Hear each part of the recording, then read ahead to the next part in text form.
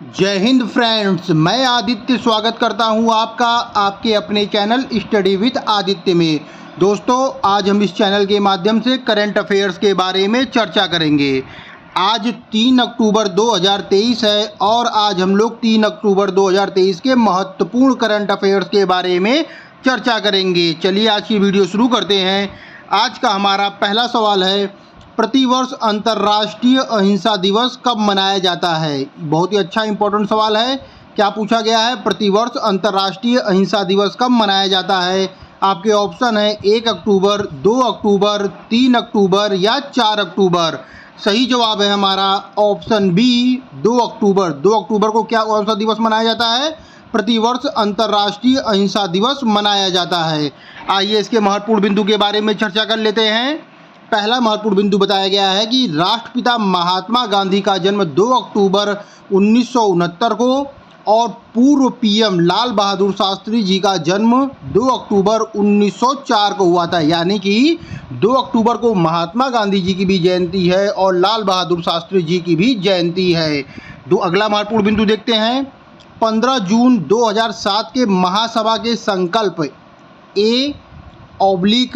RES/61/271 के अनुसार प्रतिवर्ष अंतर्राष्ट्रीय अहिंसा दिवस 2 अक्टूबर के रूप में मनाया जाएगा। ये बहुत ही अधिक इम्पोर्टेंट सवाल है। क्या है इसमें? क्या पूछा जा सकता है कि महासभा का संकल्प संख्या क्या थी जिसके अनुसार अंतर्राष्ट्रीय अहिंसा दिवस मनाया जाता है? तो ये संकल्प संख्या क्या है? महासभा की संकल्प संख्या है A/RES/61/261 है।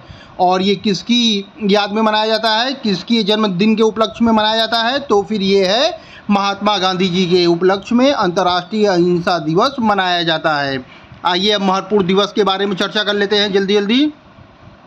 इम्पोर्टेंट सभी दिवस हैं। 2 सितंबर को विश्व नारियल दिवस, 5 सितंबर को अंतर्राष्ट्रीय चैरिटी दिवस, 7 सितंबर को अंतर्राष्ट्रीय पुलिस सहयोग दिवस, 8 सितंबर को विश्व फिजियोथेरेपी दिवस और अंतर्राष्ट्रीय साक्षरता दिवस। अंतर्राष्ट्रीय साक्षरता दिवस एग्जाम के पर्पज से इम्पोर्टेंट है, पढ़ लीजिएगा आप लोग। अगला है 9 सितंबर को मनाया जाता है विश्व प्राथमिक चिकित्सा दिवस। 10 सितंबर को है विश्व आत्महत्या रोकथाम दिवस। 11 सितंबर को है राष्ट्रीय वन शहीद दिवस। 14 सितंबर को हिंदी दिवस।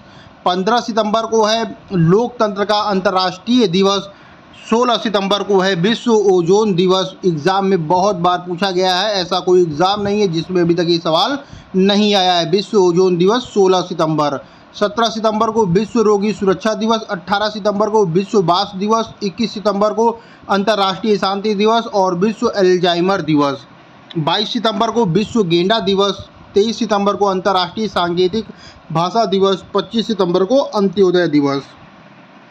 27 सितंबर को विश्व पर्यटन दिवस और 29 सितंबर को विश्व हृदय दिवस। सभी दिवस बहुत ही अधिक इम्पोर्टेंट है परीक्षा की दृष्टि से। अगर अभी तक आपने इन्हें दिवस को नहीं देखा है तो एक बार ज़रूर देख ले। और दोस्तों, अगर अभी तक आपने चैनल को लाइक और सब्सक्राइब नहीं किया है तो चैनल को लाइक और सब्सक्राइब जरूर कर ले, क्योंकि इस चैनल के माध्यम से मैं daily current affairs, weekly current affairs, monthly current affairs और सामान्य अध्ययन की क्लास लेकर आता हूं, जो कि पॉइंट टू पॉइंट होती है और परीक्षा की दृष्टि से बहुत ही अधिक उपयोगी होती है।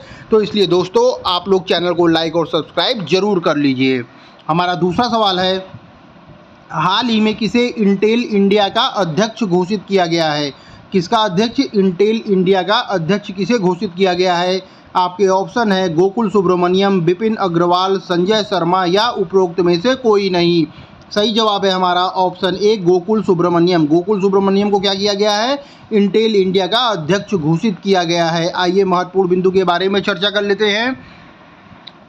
सबसे पहला महत्वपूर्ण बिंदु है कि इंटेल इंडिया कॉरपोरेशन जो है वो चिप क्षेत्र की दिग्गज कंपनी है और उसमें गोकुल सुब्रमण्यम को इंटेल इंडिया का अध्यक्ष के रूप में नियुक्त करने की घोषणा की गई है।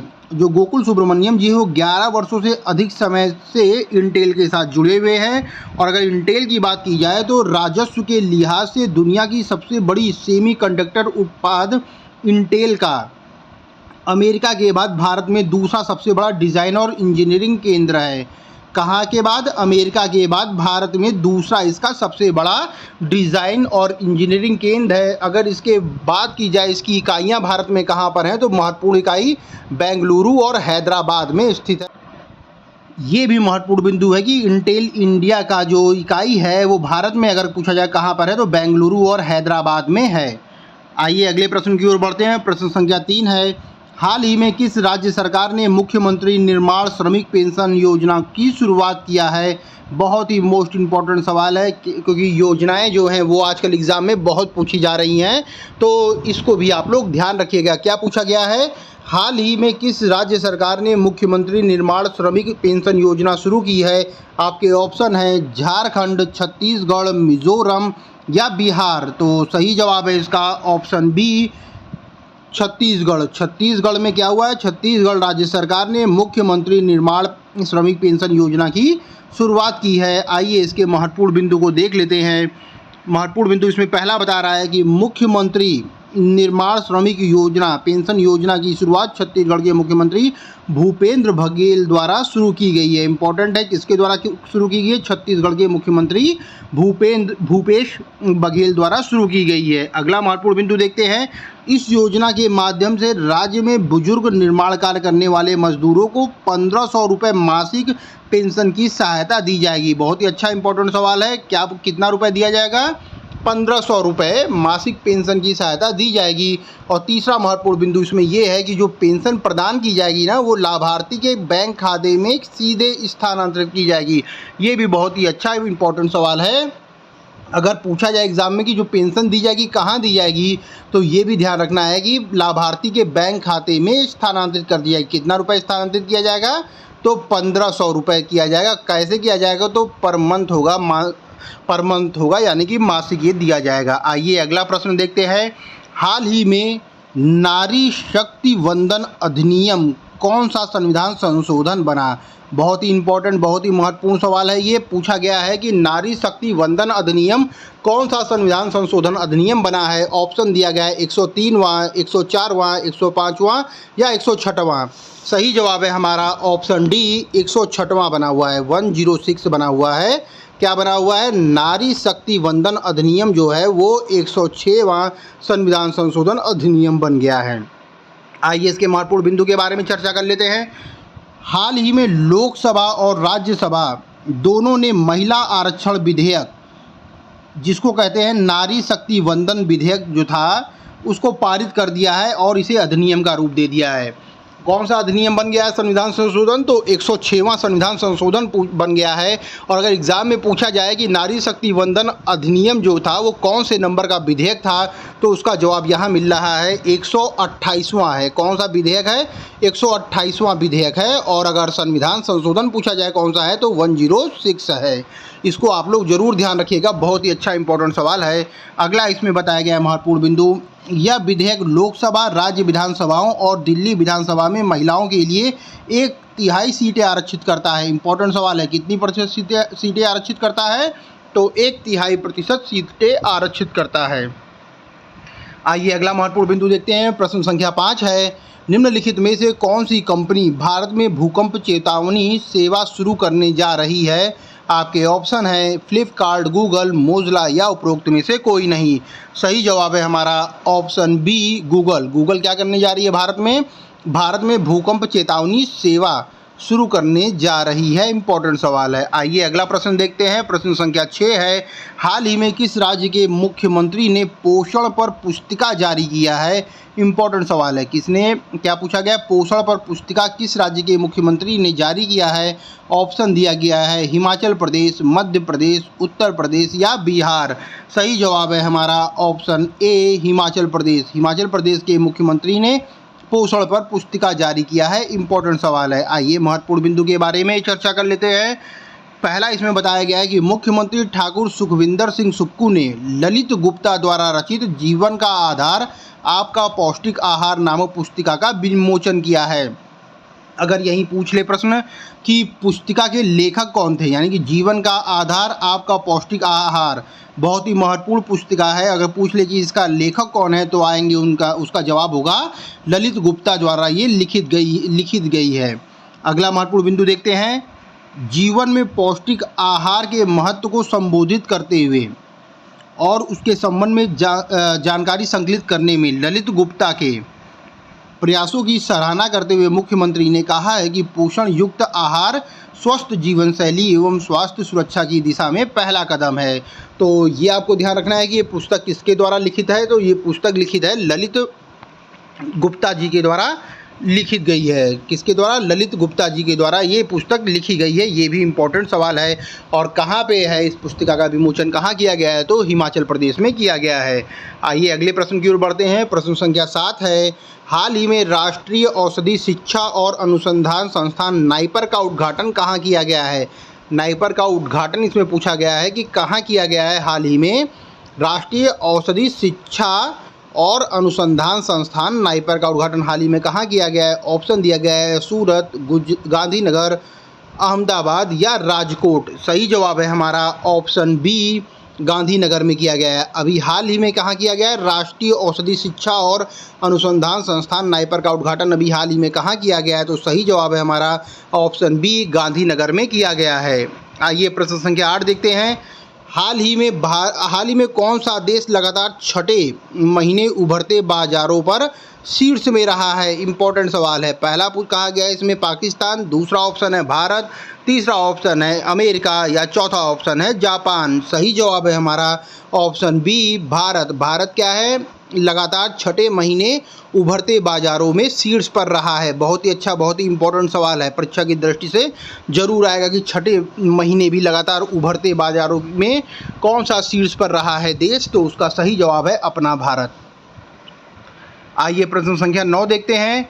19वें एशियाई खेलों में गोल्फ में रजत पदक जीतने वाली पहली भारतीय महिला गोल्फर कौन है? बहुत ही अच्छा इंपॉर्टेंट सवाल है। क्या पूछा गया है कि रजत पदक जीता है उन्होंने और किसमें जीता है? गोल्फ में जीता है और पहली भारतीय महिला बन रही हैं। पहली भारतीय महिला बन रही हैं।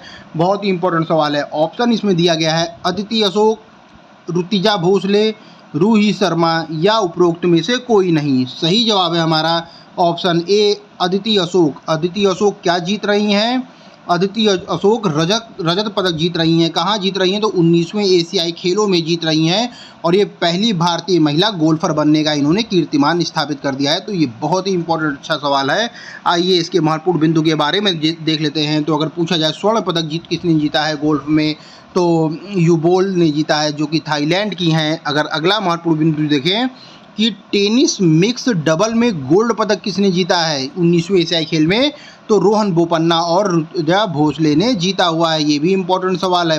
अगर परीक्षा में आ सकता है कि टेनिस मिक्स डबल में गोल्ड पदक किसने जीता है, तो उसका सही जवाब है रोहन बोपन्ना और ऋतिजा भोसले ने जीता हुआ है। और एक और महत्वपूर्ण बिंदु इसमें है कि घुड़सवारी के कौशल में अगर देखा जाए भारत ने कितने वर्षों बाद जीता है? 41 वर्ष बाद जीता है, स्वर्ण पदक जीता है। इससे पहले भारत ने कब जीता है? तो भारत ने 1982 में जीता था और घुड़सवारी में उस समय उसने स्वर्ण पदक जीता था। और इस समय 2023 में 19वें एशियाई खेल में भी 41 वर्ष बाद भारत ने स्वर्ण पदक जीता है। और एक महत्वपूर्ण बिंदु और है, अगर ये पूछ लिया जाए कि घुड़सवारी को कब एशियाई खेलों में शामिल किया गया है, तो वर्ष 1982 में ही शामिल किया गया था और वो वर्ष 1982 में ही भारत ने पहला स्वर्ण पदक इसमें प्राप्त कर लिया था। आइए अगले प्रश्न की ओर बढ़ते हैं। प्रश्न संख्या 10 जो कि आज का हमारा अंतिम सवाल है। हाल ही में शस्त्र रामानुजन पुरस्कार 2023 के लिए किसे चुना गया है? आपके ऑप्शन है चेतना मारू, स्वाति नायक, वहीदा रहमान या रुइक सियोंग झोंग को चुना गया है। तो सही जवाब है हमारा ऑप्शन डी, रुइक सियोंग झोंग को चुना गया है। किस पुरस्कार के लिए चुना गया है? तो शस्त्र रामानुजन पुरस्कार 2023 के लिए चुना गया है। इम्पोर्टेंट सवाल है। आइए इसके महत्वपूर्ण बिंदु के बारे में चर्चा कर लेते हैं। जो शस्त्र रामानुजन पुरस्कार है वो गणित के क्षेत्र में दिया जाता है। ये भी इम्पोर्टेंट सवाल बनता है कि किस क्षेत्र में दिया जाता है, तो गणित के क्षेत्र में दिया जाता है। और आइए हम और महत्वपूर्ण पुरस्कार की बात कर लें तो नॉर्मल बोरलॉग फील्ड अवार्ड से स्वाति नायक को सम्मानित किया गया है। दादा साहब अचीवमेंट अवार्ड से वहीदा रहमान को सम्मानित किया गया। रमन मैग्सेसे पुरस्कार से डॉक्टर रवि कन्नन को सम्मानित किया गया है। और अगर रामानुजन पुरस्कार की बात करी जाए तो उसके लिए ऑप्शन डी सही है, रुइक सियोंग झोंग को सम्मानित किया गया है। ये भी इम्पोर्टेंट सवाल है। दोस्तों हमारी आज की वीडियो यहीं समाप्त होती है। अगर आप चैनल में नए हैं तो चैनल को लाइक और सब्सक्राइब जरूर करिए, क्योंकि इस चैनल के माध्यम से मैं daily current affairs, weekly current affairs, monthly current affairs और साथ ही साथ सामान्य अध्ययन की क्लास लेकर आता हूं, जो कि पॉइंट टू पॉइंट होती है और जो परीक्षा की दृष्टि से बहुत ही अधिक उपयोगी होती है। चाहे वो कोई भी परीक्षा हो, UPSC, UPPSC, RO, APO, judiciary या यूपी ट्रिपल एससी की कोई भी परीक्षा हो, रेलवे, एसएससी, कोई भी परीक्षा हो, सभी के लिए बहुत ही अधिक इम्पॉर्टेंट है और लाभदायक है। इसलिए दोस्तों, अगर अभी तक आपने चैनल को लाइक और सब्सक्राइब नहीं किया है तो चैनल को लाइक और सब्सक्राइब जरूर कर लें। Study with Aditya. धन्यवाद फ्रेंड्स। जय हिंद फ्रेंड्स।